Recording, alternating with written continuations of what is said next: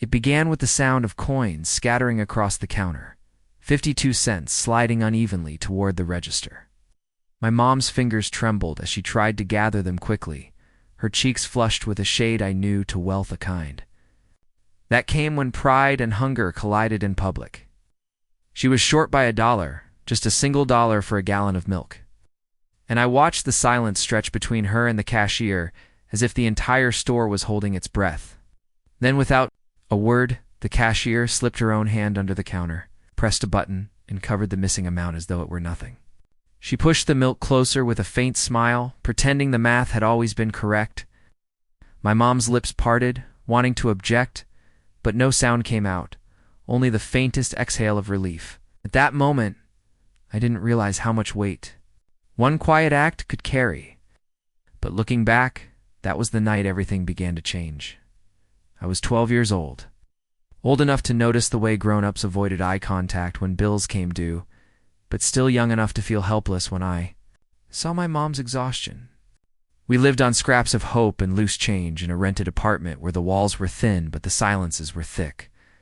Nights smelled of reheated noodles, and mornings tasted like watered-down coffee she drank so she wouldn't have to buy more.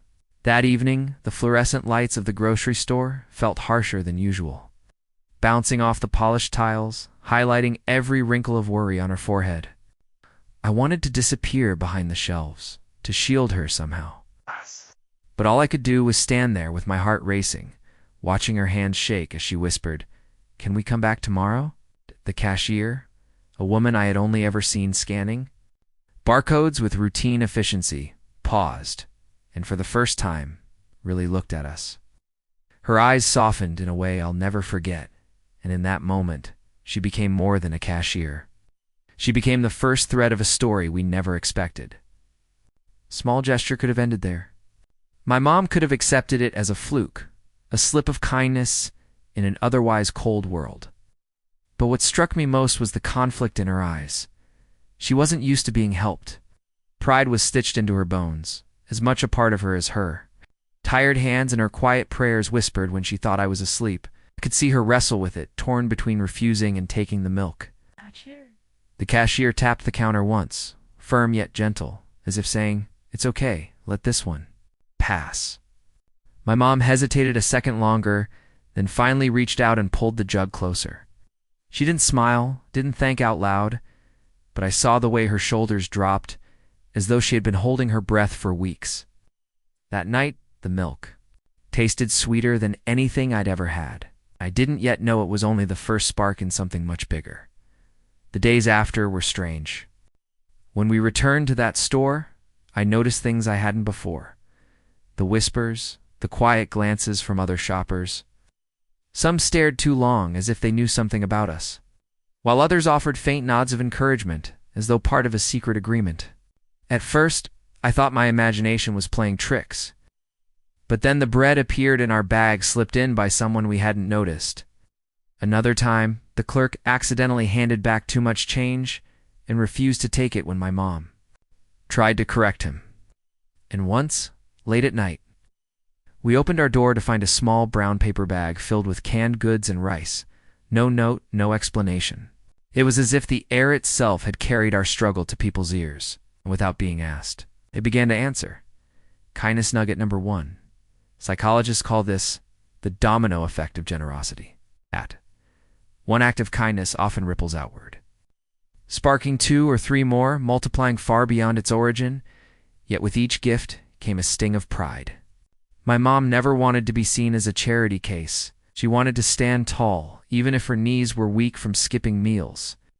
At night, I'd hear her shifting in bed, sighing into her pillow, the sound of someone carrying invisible stones in her pockets. She never let me see her break, but I could feel the cracks forming. And I wondered if kindness could really fill them, or if it only reminded her of how fragile we were. Months later, while searching for socks in her drawer, I found something that stopped me cold. An old diary, its cover faded, its pages crinkled from wear. Curiosity tugged harder than guilt, and I opened it. The words inside were raw confessions my mom never spoke aloud. One line read, "Skip dinner again tonight? Told him I wasn't hungry. As long as he eats, I can endure the ache. Another page smudged with what looked like dried tears. Whispered, "If tomorrow means I go without, at least he will never know the taste of shame." I sat there trembling, the weight of her sacrifices hitting me harder than any hunger ever could. It wasn't just coins for milk. She had been quietly starving so I wouldn't have to. Every smile she forced, every excuse about not liking food, it had all been a shield to protect me from the truth. And suddenly, the simple kindness of a cashier paying $1 became monumental, because it wasn't just about milk. It was about survival. That was when I realized the stakes weren't about bills anymore. They were about dignity. Dignity in a world that often looked away from those who struggled. My mom's laughter had grown quieter, her shoulders heavier, but she never stopped trying to make life feel normal for me.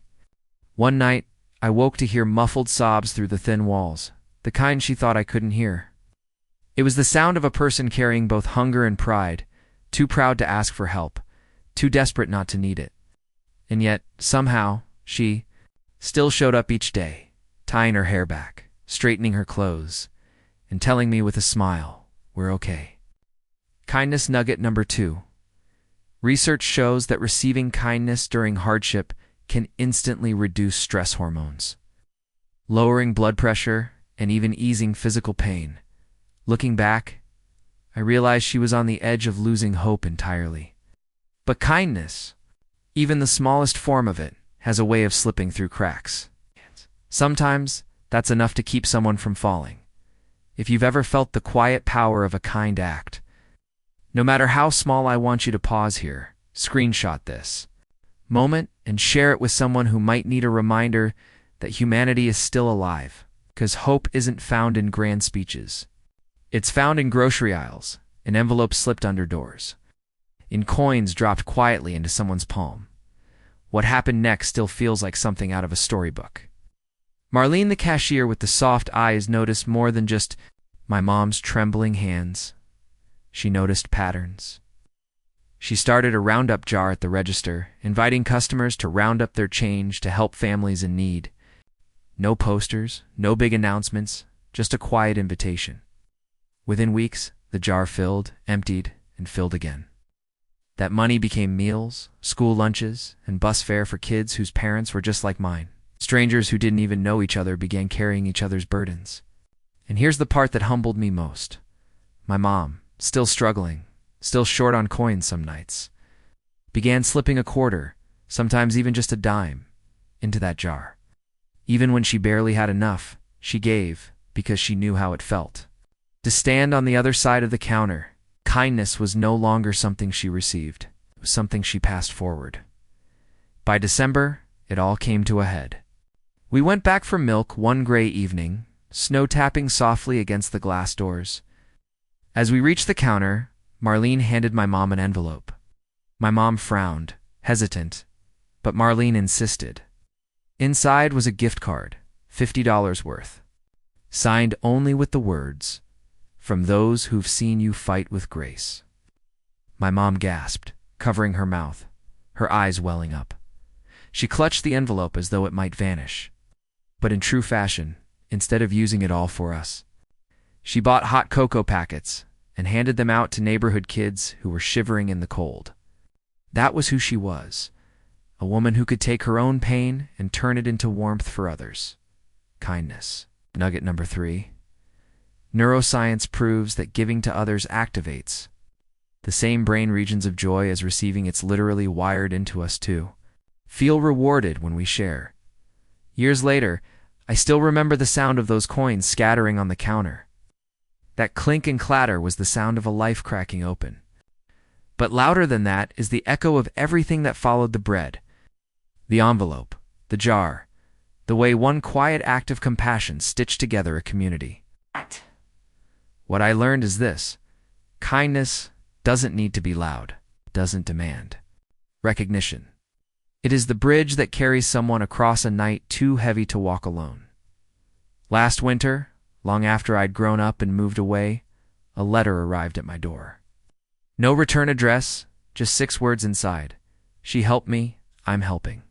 You." My hand shook as I held it, realizing the ripple never stopped. It keeps moving from one heart to another, with no finish line in sight. And if tonight you feel the weight of coins in your own pocket, wondering if they'll be enough, remember this story. Kindness is out there, closer than you think. Because next week, you'll hear about the forgotten child whose song silenced an entire city.